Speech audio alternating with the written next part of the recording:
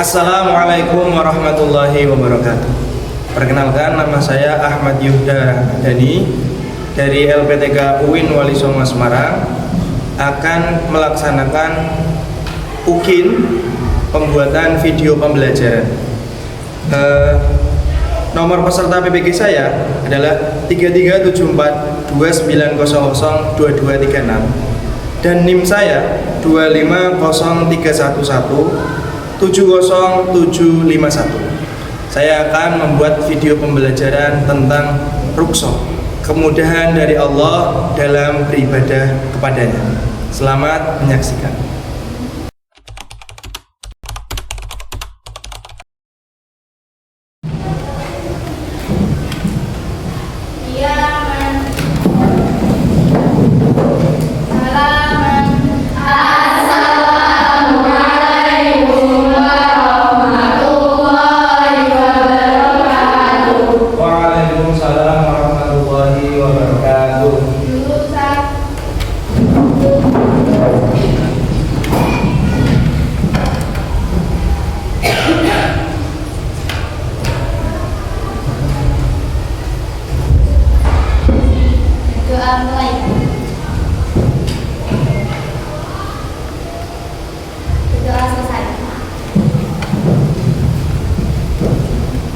Alhamdulillahirrahmanirrahim. Selamat pagi anak-anak. Pagi.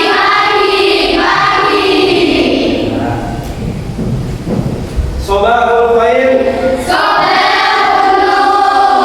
Kaifa haluki?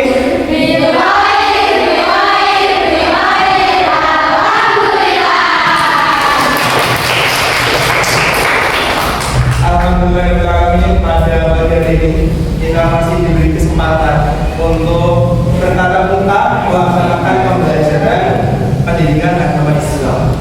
Sebelumnya saya absen terlebih dahulu. Al-Yarif Atum Ikalan Semalainawa Fina Habibatul Ifa Umairah Fitriya Musnaya Irdina Falila Zakat Hikmatus Salimah Liya Husna Karimah Maida Zadifania Maulida Hanifatul Labibah Menara Adelia Mutiara Sindi Nazila Salsa Rizka Amalia Salsabila Asfamara Sinta Kurnia Sari Sasha Salisa Najmaya Salaisa Yasin Akila Yasmin Kamilia Salim Yasmin tidak datang. Zakia Aulia Rahma.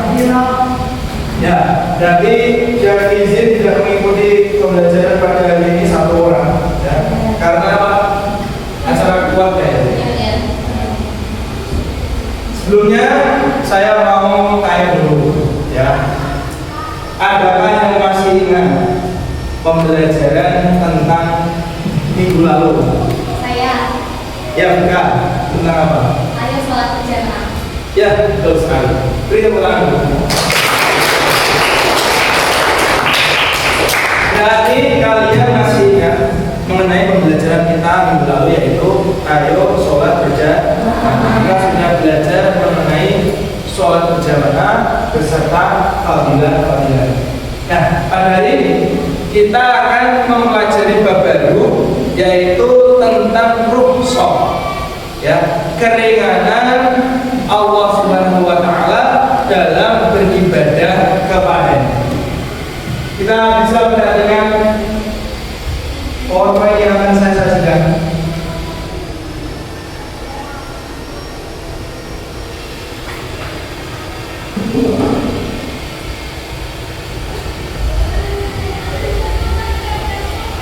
Ya, rukhsah, kemudahan dari Allah dalam beribadah kepadanya. Sebelumnya kita pemanasan dulu dengan ice breaking sebentar untuk meningkatkan konsentrasi kita serta semangat kita dalam belajar. Kuncinya adalah kalau saya menyebutkan selamat pagi, silakan tepuk satu kali. Ya, selamat pagi, tepuk satu kali. Kalau saya mengatakan selamat siang, tepuk jarimu satu kali. Ya, jadi selamat pagi, tepuk satu kali pakai tangan, telapak tangan. Ketika selamat siang, tepuk dengan jari. Dan ketika saya katakan selamat malam, kalian tidak menepuk tangan. Paham ya? Selamat pagi, selamat siang, selamat malam. Kita coba dulu. Selamat pagi, selamat siang, selamat malam, selamat malam, selamat pagi, selamat pagi, selamat malam. Ya, kamu harus konsentrasi ya. Jangan berkecoh. Kita coba lagi. Selamat siang, selamat pagi, selamat malam, selamat malam, selamat pagi, selamat pagi, selamat siang, selamat pagi, selamat siang. Ya, begitu berlangsung. Terima kasih karena kalian sudah konsentrasi dan juga sudah fokus ya pada hari ini. Kita akan masuk ke materi pembelajaran. Nah, sekarang kita cari tahu dulu apa itu rukhsah. Siapa yang sudah tahu apa itu rukhsah? Kalau ada yang belum ada yang tahu, kita perhatikan materi yang akan saya sajikan berikut. Nah, sebelumnya kita akan ketahui bersama bahwa tujuan pembelajaran pada hari ini ada 3, yaitu yang pertama, peserta didik dapat menjelaskan konsep rukhsah serta menerapkannya dalam ibadah. Jadi kalian dapat menjelaskan apa itu rukhsah, kemudian dapat melaksanakannya dalam ibadah kalian sehari-hari. Yang kedua, peserta didik dapat menyebutkan alasan diperbolehkannya rukhsah serta pembagiannya. Jadi kamu setelah tahu apa itu rukhsah, kamu harus tahu alasan mengapa rukhsah itu diperbolehkan serta pembagian. Kemudian tujuan pembelajaran yang ketiga adalah peserta didik dapat mengidentifikasi berbagai rukhsah dalam beribadah seperti sholat, zakat, puasa maupun haji. Nah, materi itu yang akan kita pelajari hari ini. Harapannya dengan tujuan pembelajaran tadi, peserta didik dapat memahami rukhsah, alasan diperbolehkannya rukhsah, kemudian pembagiannya serta penerapannya dalam beribadah di kehidupan sehari-hari. Kita lanjutkan.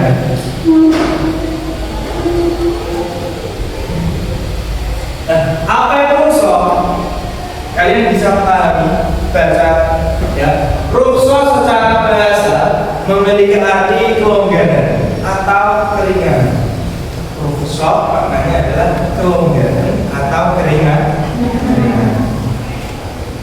Siapa yang kesehariannya merasa ibadahnya berat? Ada tidak? Ada? Tidak, yang bagus. Berarti kalian dalam beribadah memiliki semangat.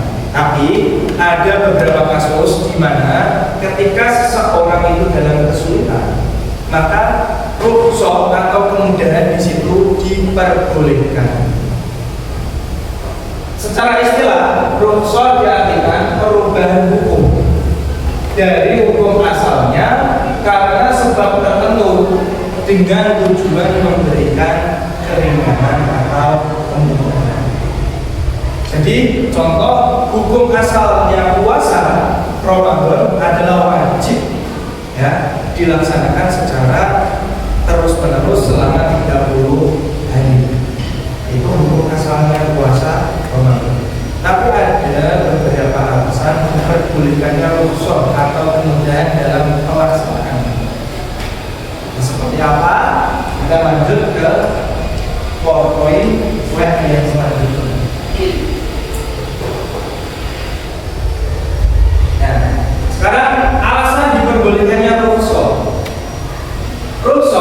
Yang pertama, bukan untuk berlaku zalim. Jadi kamu bukan niat untuk melaksanakan sesuatu yang buruk. Tidak boleh, karena syarat bolehnya rukhsah itu bukan karena perilaku yang zalim. Yang kedua, orang yang sedang dalam perjalanan atau musafir. Yang ketiga, rukhsah bagi orang jika tidak mampu melaksanakan. Yang keempat, menghilangkan kesulitan dan menghendaki keringanan. Jadi setiap orang itu pasti ada masanya mengalami kesulitan. Contoh, apa yang membuat kita merasa sulit ketika dalam keadaan tertentu? Ada yang tahu? Apa? Contohnya, orang sakit. Orang sakit itu berarti butuh kemudahan. Atau poin yang kedua yaitu ya betul, sedang dalam perjalanan. Kalau perjalanan jauh, maka orang itu pasti akan keringat, karena pasti akan merasakan capek dan letih.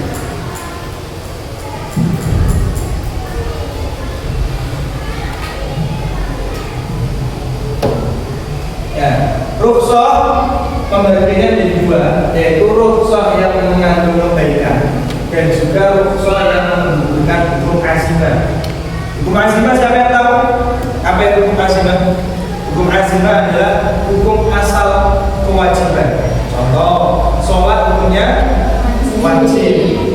Sholat fardu ya dilaksanakan 5 waktu, yaitu azimah, hukum asal kewajiban. Nah, maka macam rukhsah itu ada yang menggugurkan hukum azimah, ada yang mengandung kebaikan.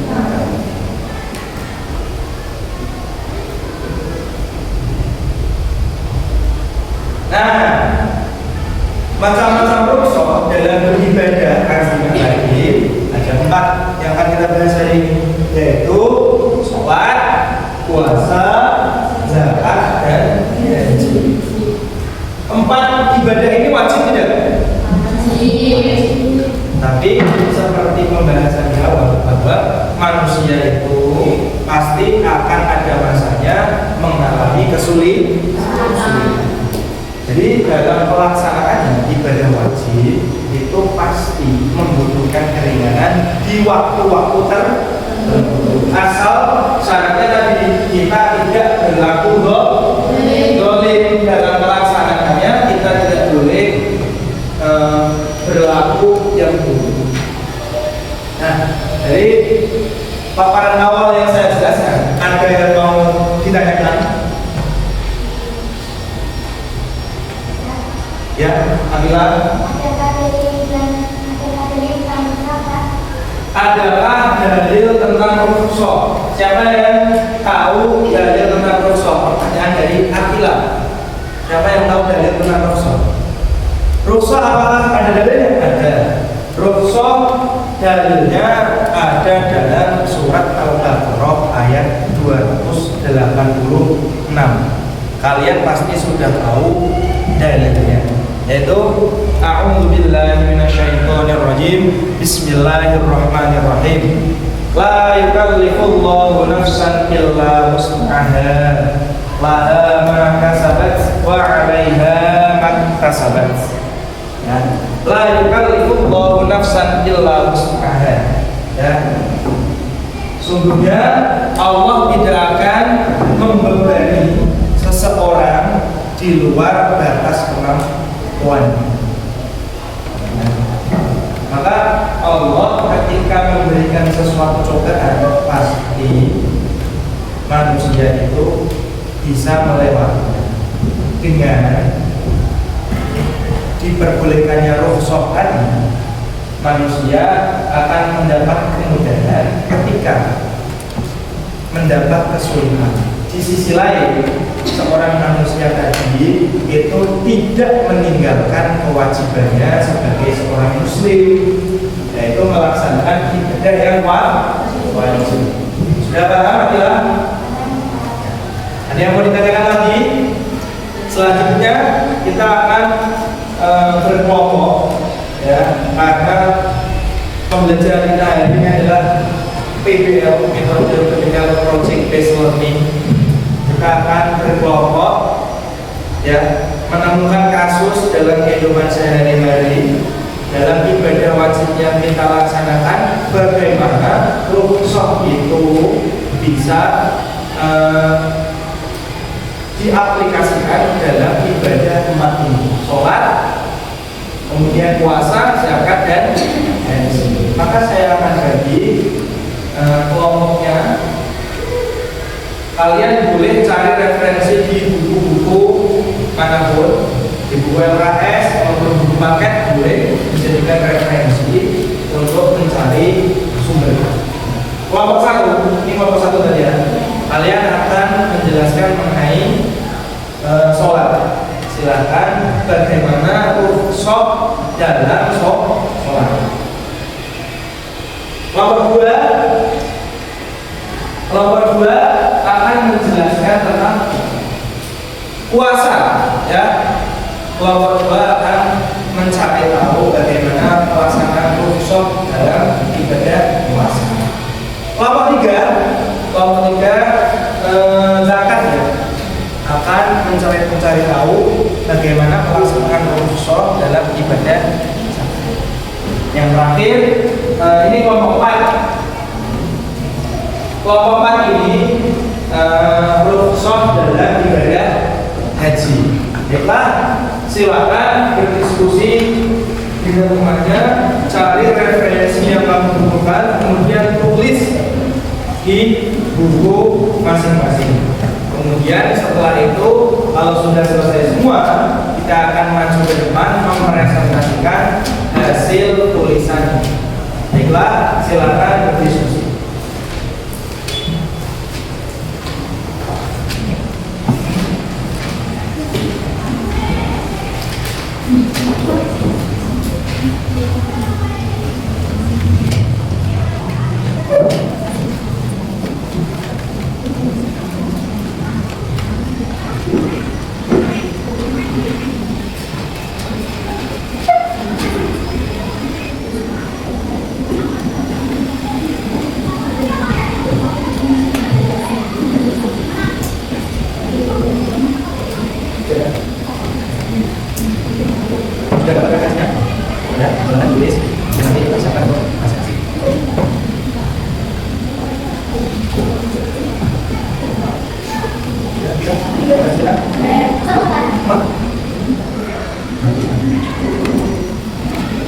Oh ya, itu boleh juga untuk referensi. Silakan tulis. Kalau ada kesulitan referensinya, boleh memakai buku yang lain yang kamu punya, ya, dari LKS maupun pakai. Silakan tulis. Sudah.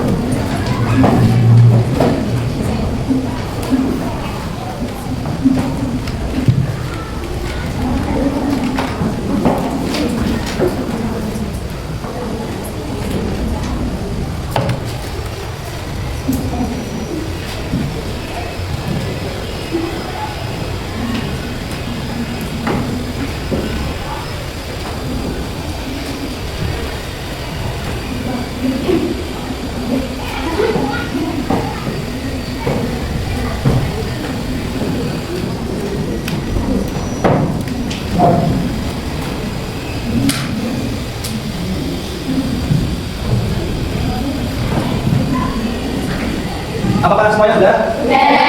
Sudah ditulis? Apakah kalian sudah siap mempresentasikan ke depan? Siap. Nah, kita mulai dari kelompok 1 atau kelompok 4 dulu?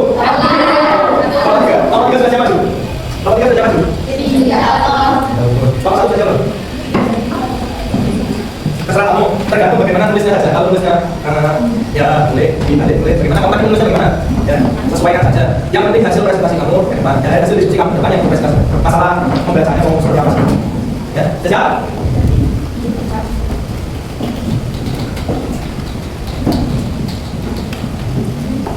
Sampai spasi ya? Kita mulai dari kelompok silakan maju ke. Ya, boleh maju ke depan kelompok 1. Beri tepuk tangan untuk kelompok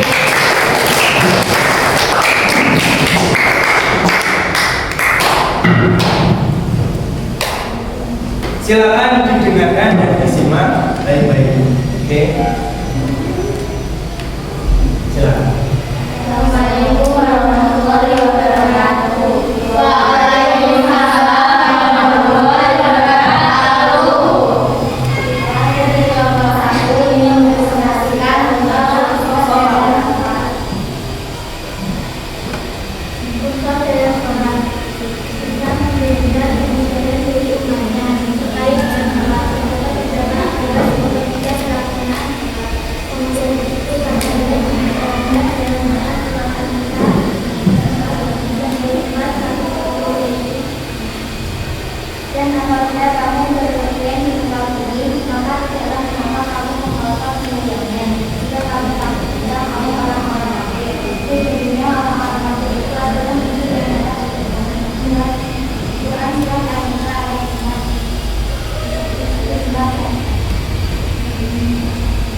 Ayat tersebut menjelaskan bahwa orang-orang bersedar dan diperbolehkan untuk perintah sholat. Begitu pula Rasulullah Shallallahu Alaihi Wasallam.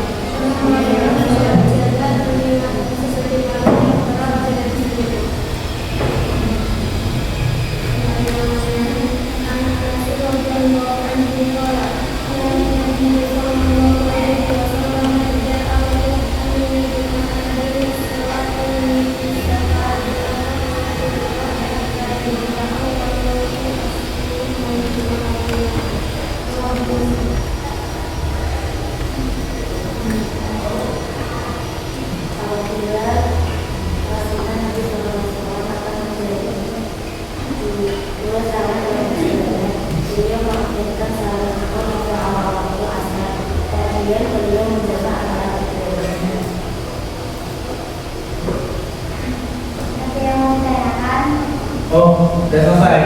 Nah, bagaimana dari presentasi kelompok 1? Ada yang ingin bertanya? Ada.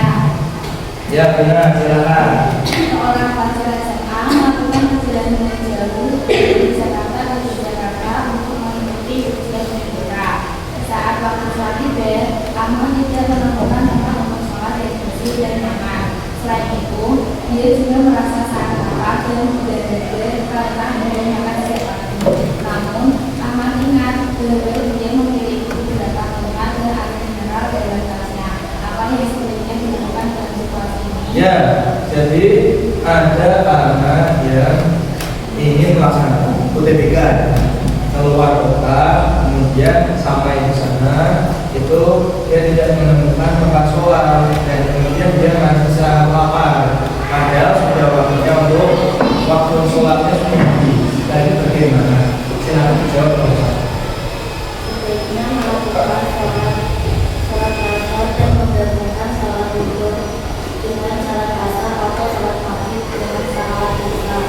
Dan jika jarak antara waktu sholat tersebut memungkinkan, sholat itu dapat melakukan sholat ulang atau sendirian, meskipun tidak semuanya bersih. Karena yang penting adalah kita melaksanakan sholatnya. Sebelum melakukan sholat dapat membersihkan diri sebisa mungkin dengan menggunakan air mineral yang ada. Nah, gimana jawabannya kelompok 1? Sudah memuaskan? Ya, beri tepuk tangan untuk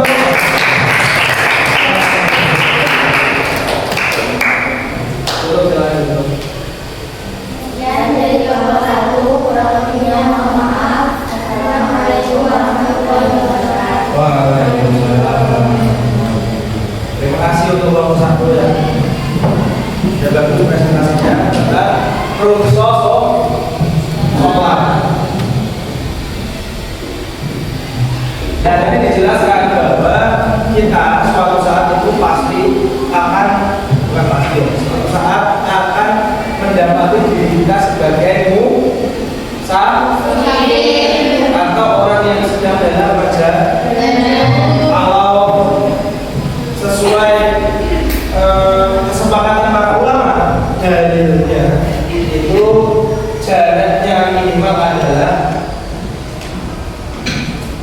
km. Baru kita bisa mendapat rukhsah, yaitu tadi apa? Melaksanakan sholat ya jamak kosong.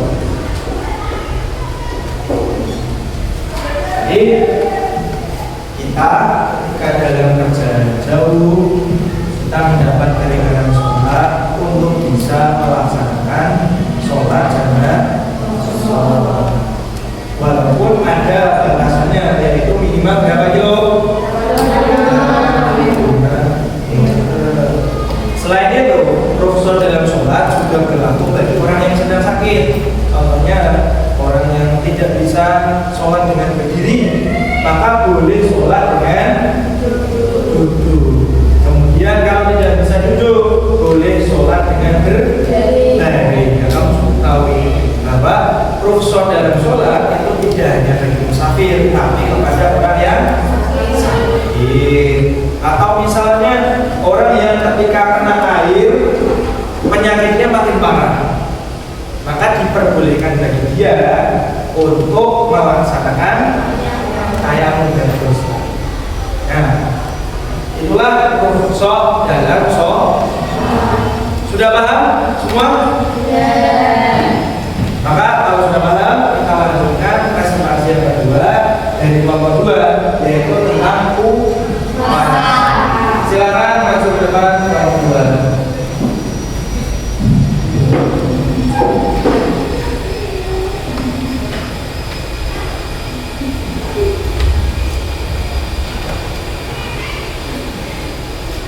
Assalamualaikum warahmatullahi wabarakatuh.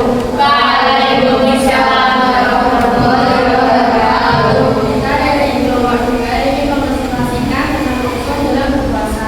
Sebelumnya perkenalkan nama saya Salsa. Saya Karina. Saya Anda. Saya Beda.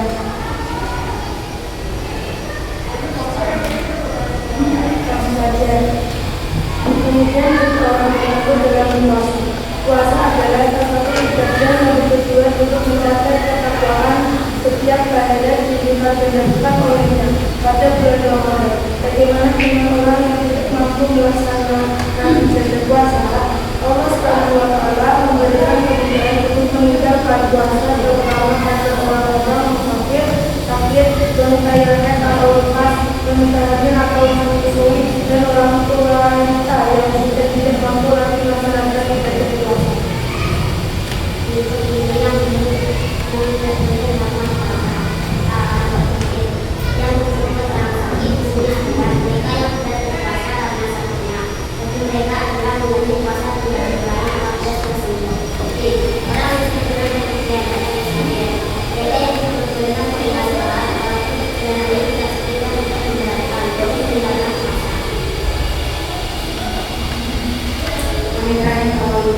Wanita yang haid atau nifas wajib meninggalkan puasa dan mengganti puasanya. Wanita hamil atau menyusui. Kedua, perempuan ini wajib mengganti puasanya sebagaimana orang yang sedang sakit. Kalau mengawali puasa akan menjadi khawatir diri sendiri atau pada lain. Orang tua wanita yang tidak mampu menjalankan ibadah puasa. Orang tua wanita yang tidak mampu lagi melaksanakan puasa dibolehkan meninggalkan puasa dan menggantinya dengan membayar fidyah. Yang membutuhkannya saya. Ya, silakan Mas Maya. Ada yang mau ditanyakan? Seorang siswa SMP sedang berpuasa Ramadan, tetapi dia memiliki kondisi medis yang memerlukan konsumsi obat-obatan. Apa yang sebaiknya dilakukan? Dia tidak berpuasa dan membayar fidyah. Jika kondisi medis tersebut memang tidak memungkinkan puasa, maka dia tidak boleh berpuasa. Kemudian menjadi puasanya tidak jadi dan membayar fidyah. Ya, bagaimana jawabannya, Mas Maya? Sudah cukup? Sudah. Beri tepuk tangan untuk kelompok. Sekian dari kelompok 2. Mohon jika ada salah paham. Wassalamualaikum warahmatullahi wabarakatuh. Waalaikumsalam warahmatullahi wabarakatuh. Ya, terima kasih untuk kelompok 2. Kelompok yang berpuasa itu orang ada rukhsahnya, ya, ada keringanannya, ada Ada beberapa orang yang tadi dalam berpuasa diperbolehkan dalam melaksanakan rukso. Apa saja tadi? Satu, orang yang sedang dalam keadaan sakit. Contohnya kamu sakit ketika siapa yang pernah meninggalkan puasa Ramadan karena sakit? Angkat tangan. Kamu ternyata pernah meninggalkan meninggalkan puasa karena boleh dah? Boleh, karena itu adalah bagian dari keringan. Tapi ingat syarat puasa tadi tidak boleh berlaku dolimnya bagaimana? Kamu sebenarnya yang sakit, tapi ketok-ketok sakit. Boleh dah kalau seperti itu? Kalau orang yang sakit itu harus mengganti puasanya di lain. Sama halnya seperti orang yang haid atau nifas, kamu pasti setiap tahun melaksanakannya. Yaitu ketika bulan Ramadan datang akan ada masanya kamu untuk haid. Ya, siapa yang masih punya tanggungan tidak melaksanakan puasa belum mengganti membayar puasa yang kemarin? Oh, hampir semua ini. Siapa yang masih kurang tanggungannya kurang dari 5? Oh, kamu? Ya, bagus. Siapa yang lebih dari 10? Masih lebih dari 10? Oh, tidak ada ya.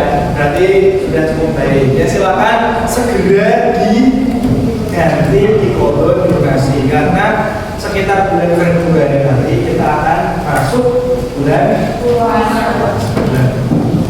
Seperti itu ya. Macam-macamnya tadi selain orang yang haid, nifas, ada orang yang hamil menyusui juga boleh, atau orang yang warna itu boleh untuk tidak berpuasa, mengkodok di lain hari, atau ada juga yang membayar. Silakan. Kemudian lanjut kelompok yang ketiga, silakan maju ke depan mengenai zakat. Silakan.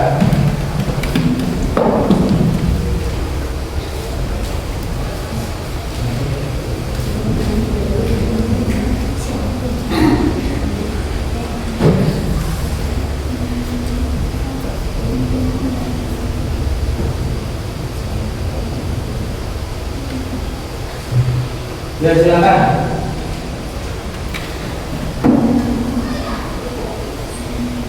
Assalamualaikum warahmatullahi wabarakatuh.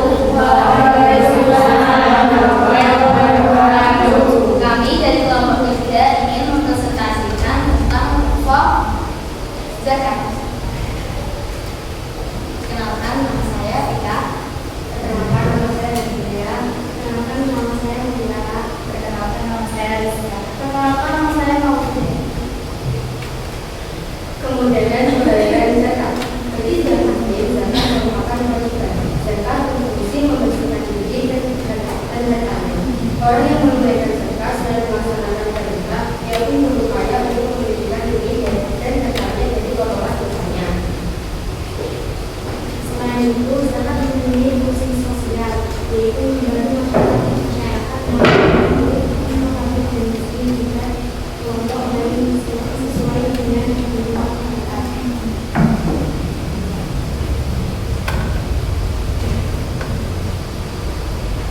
Seperti halnya pada salat dan puasa, pada zakat terdapat beberapa peringanan, di antaranya yaitu seperti berikut. 1. Zakat fitrah dapat dibayar dengan uang. Zakat fitrah dibayar oleh jenis makanan orang seperti beras. Untuk memberikan proses pembayaran, zakat dapat dibayarkan dengan uang yang seharusnya dengan makanan pokok tersebut. Pembayaran zakat dilakukan oleh pemilik zakat.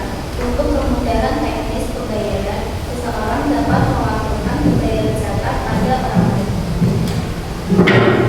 Pembayaran zakat fitrah bertujuan untuk membahagiakan rakyat miskin pada saat hari raya. Namun demikian, pembayarannya bisa dilakukan beberapa hari sebelum Idul Fitri. Ya. Bagaimana presentasi dari kelompok ketiga tentang zakat? Bagus.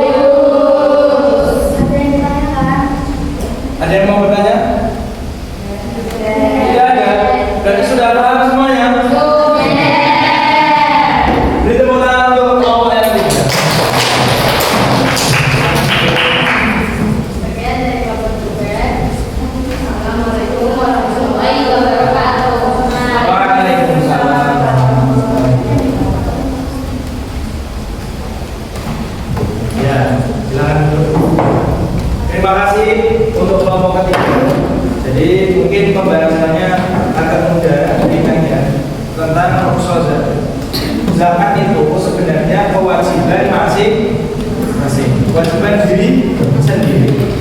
Tapi adakah rukhsah di situ? Ada. Ketika misalnya ya, kamu dalam keadaan berperang, ya, atau ada orang sedang berperang, kemudian masuk waktunya sudah puasa, masih perang, sampai nanti hari raya juga masih berperang. Dan bagaimana itu? Maka zakatnya bisa diwakilkan oleh siapa? Oleh keluarganya, oleh sanak saudaranya boleh. Zakat atas nama boleh dan kalau memang dalam keadaan darurat yang membuatnya harus mencari rukhsah atau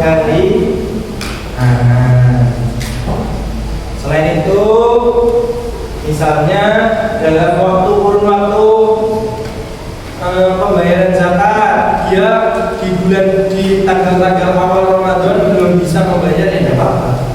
Nanti ketika sudah ada kelebihan harta sampai maksimal di sebelum sholat Idul Fitri, kalau dia tidak ada kelebihan, ya, maka ya tidak usah membayar zakat, karena dia berarti termasuk fakir miskin. Dia adalah sebagai mustahik atau orang yang berhak menerima zakat. Itu rukhsah tentang. Silakan rukhsah yang terakhir tentang haji. Silakan maju ke depan, presentasikan hasil diskusi kami.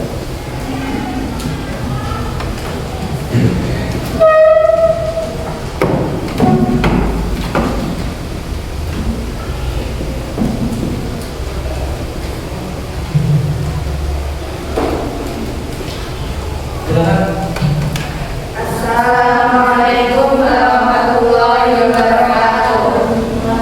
Perkenalkan, kami dari Lomba akan mempresentasikan tentang usul dalam definisi. Perkenalkan, nama saya Dela.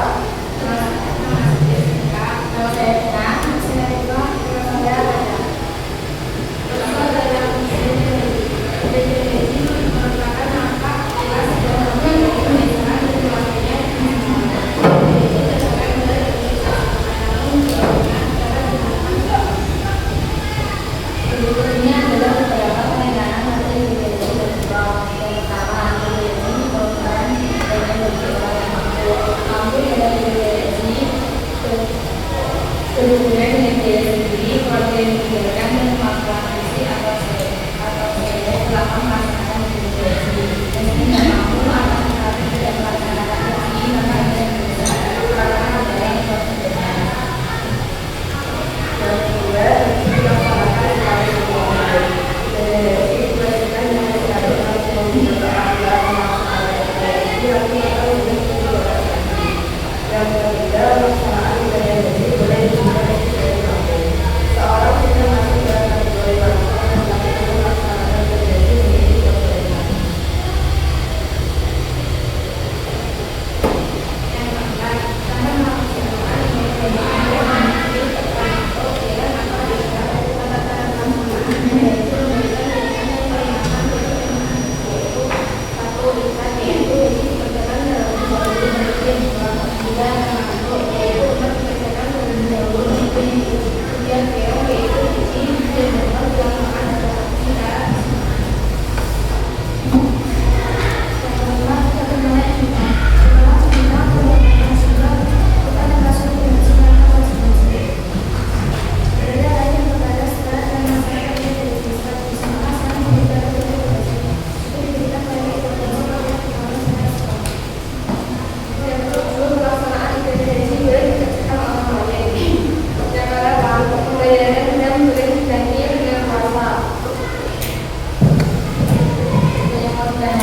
Ada yang mau bertanya? Oh ya, Kila. Kalau misalnya ada seorang wanita sedang dalam perjalanan haji dan mengalami menstruasi di saat berada di Arafah, apa yang sebaiknya dilakukan? berada di Arafah dan mengambil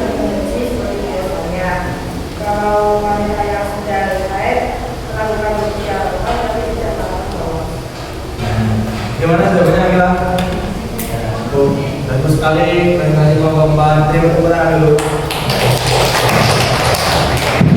Ya, silakan Bu. Sekian dari Bapak-bapak, keluarga kami yang berbahagia. Assalamualaikum warahmatullahi wabarakatuh. Waalaikumsalam warahmatullahi wabarakatuh. Ya, terima kasih ya untuk Bapak. Terus yang terakhir itu dalam ibadah haji.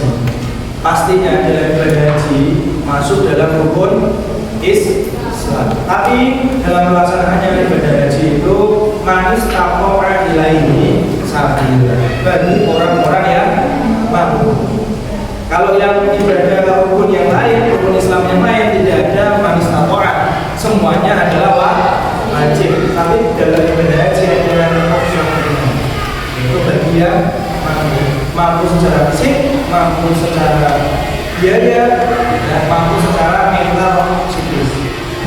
Contoh rukun dalam ibadah haji itu boleh dilaksanakan oleh orang lain atau namanya haji badal. Jadi misalnya si A sudah meninggal, tapi keluarganya menginginkan si A menunaikan haji. Maka bagaimana caranya? Menggunakan haji badal haji, dihajikan orang lain yang berangkat haji, kemudian diniatkan untuk orang yang sudah meninggal. Itu salah satu usul dalam ibadah haji. Ya, bagus sekali. Beri tepuk tangan untuk kita semua. Bagus sekali apa yang sudah kalian diskusikan, kalian paparkan, ya sudah sangat baik mengenai usul dalam masing-masing ibadah. Nah, pada akhirnya rukhsah itu adalah keringanan yang diberikan oleh Allah. Ya, memang betul-betul Allah itu sayang kamu, karena dari yang sudah saya sampaikan tadi bahwa setiap manusia itu pasti diuji, setiap manusia pasti mendapat cobaan. Maka dari itu ketika diberikan kesulitan, Allah tidak mempersulit hambanya untuk melaksanakan ibadah. Maka rukhsah di situ hadir, ya, untuk memudahkan ibadah seseorang dengan catatan ibadah yang wajib tadi tetap dilaksanakan.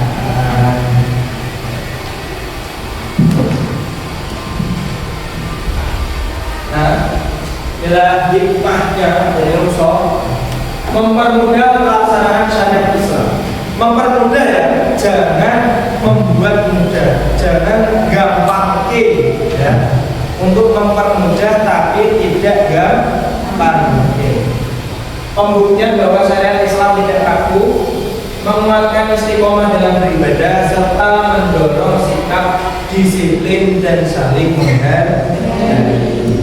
Itu adalah hikmah dari rukhsah.